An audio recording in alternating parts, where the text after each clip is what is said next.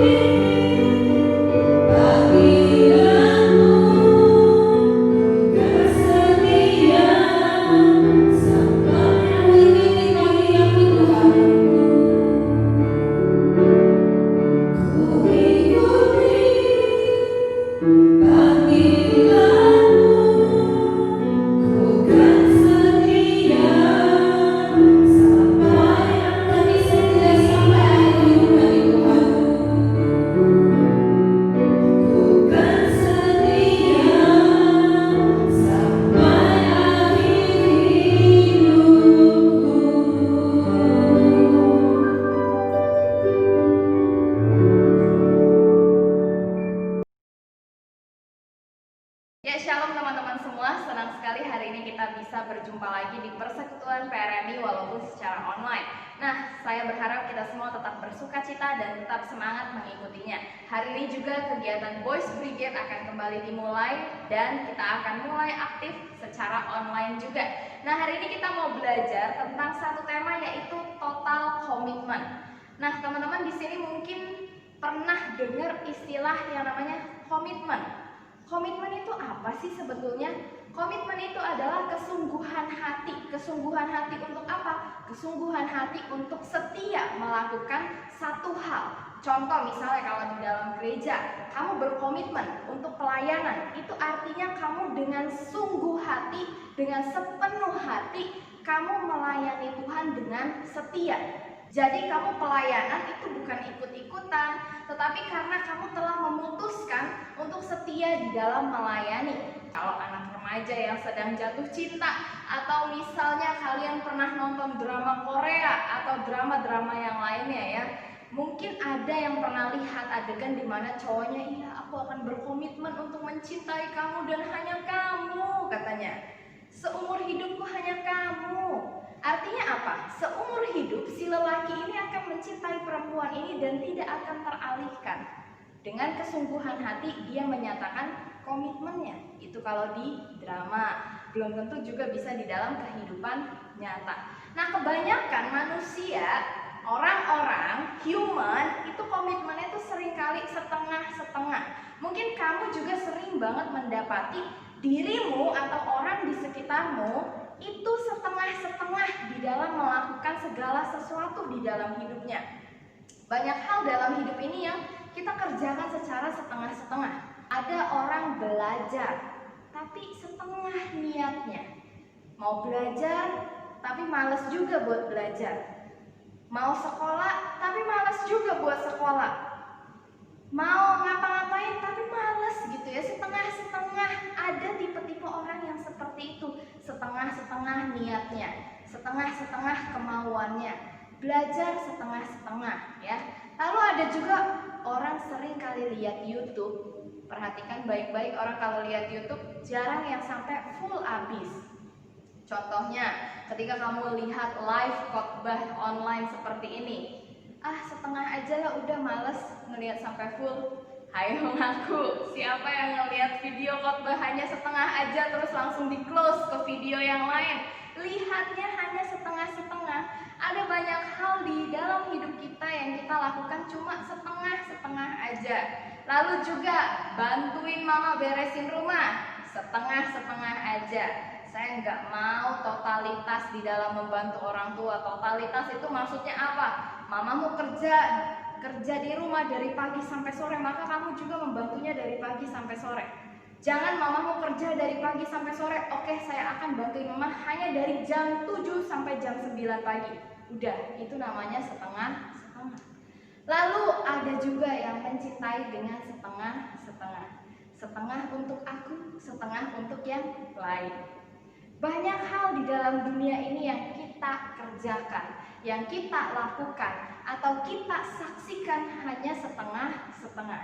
Kita mau belajar hari ini ternyata sikap seperti ini, sikap yang suka melakukan segala sesuatu setengah-setengah ini tidak hanya ada di dalam kehidupan pribadi kita, tetapi juga ternyata di dalam gereja banyak banget orang yang suka setengah-setengah.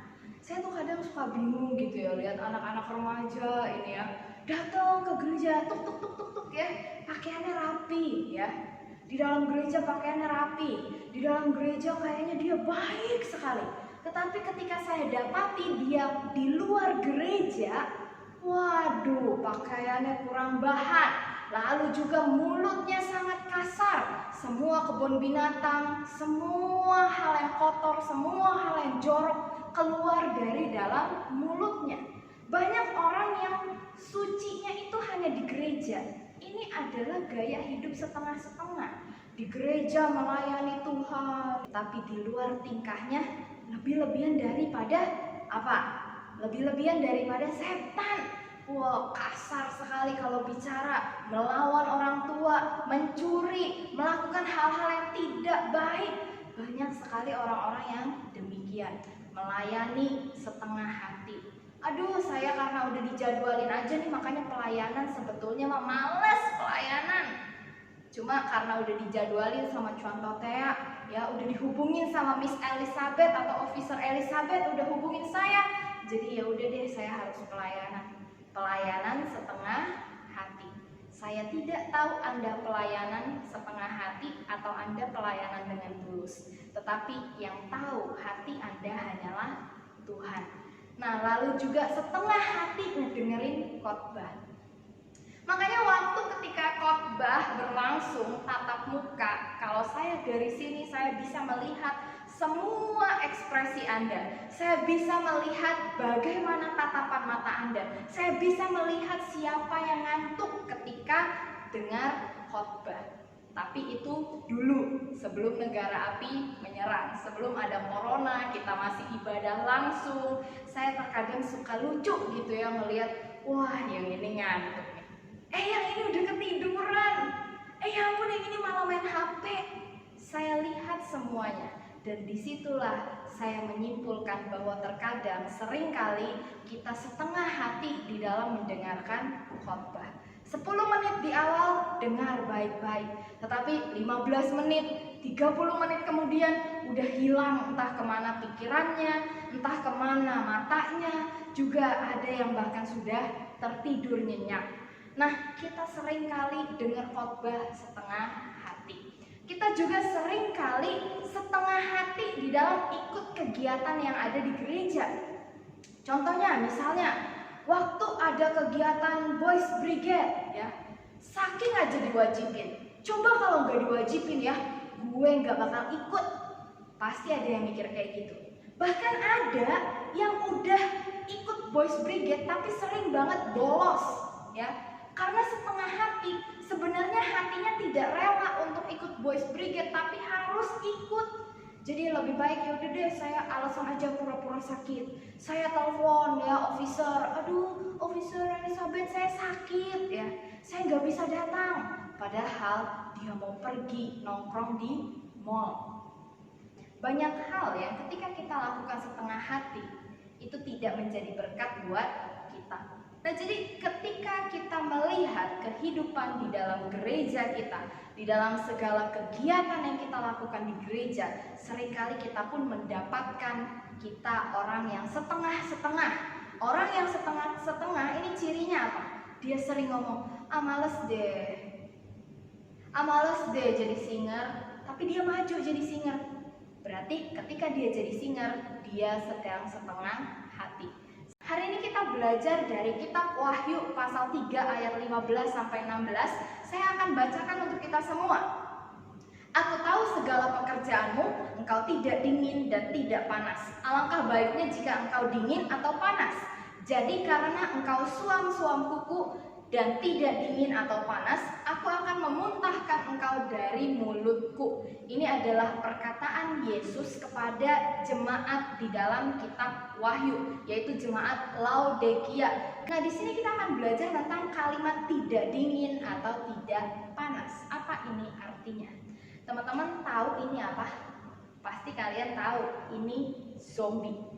Saya mau tanya kepada teman-teman semua, zombie itu manusia atau monster atau apa sejenisnya, ada yang bisa jelaskan? Saya sendiri kalau ditanya zombie itu apa sih sebetulnya? Manusia bukan? Kalau dibilang kayak manusia, iya, lihat bentuknya kayak begitu kayak manusia. Tetapi kalau dibilang manusia juga bukan manusia. Jadi zombie ini apa? Tidak ada yang bisa menjelaskan. Dia manusia atau setengah manusia atau setengah monster. Mau dibilang kayak manusia, iya mirip manusia. Tetapi tingkah lakunya, karakternya, sifatnya, apa yang dilakukan para zombie ini tidak mencerminkan sifat manusia. Jadi zombie ini apa? Setengah manusia, setengahnya apa? Jawab sendiri ya. Setengah manusia, setengah apa nih zombie ya? Setengah siluman, setengah monster. Kita bingung. Nah, banyak orang Kristen juga yang ternyata mirip seperti zombie ini karakternya ya. Coba kita lihat, setengah Kristen, setengah bukan. Di gereja kudus, di luar kudus ya. Di gereja kudus, di gereja pelayan Tuhan. tetapi di luar dikenalnya sebagai preman, di luar dikenalnya sebagai anak yang pemalas, di rumah dikenalnya sebagai anak yang pemarah. Setengah Kristen, setengah bukan. Hidup kita sebagai orang Kristen itu nggak bisa setengah-setengah, ya. Lalu ada juga rajin ke gereja tetapi seperti orang yang tidak kenal firman Tuhan. Banyak orang setiap saat maunya ke gereja, tapi di luar seperti orang yang tidak kenal sama firman Tuhan. Kerjaannya fitnah, kerjaannya ngegosip, kerjaannya nyontek, kerjaannya berbohong, kerjaannya mencuri. Percuma rajin ke gereja, tapi kamu di luar gereja tingkahmu seperti demikian. Lalu di gereja pelayan Tuhan, tetapi di luar seperti orang tidak kenal Tuhan.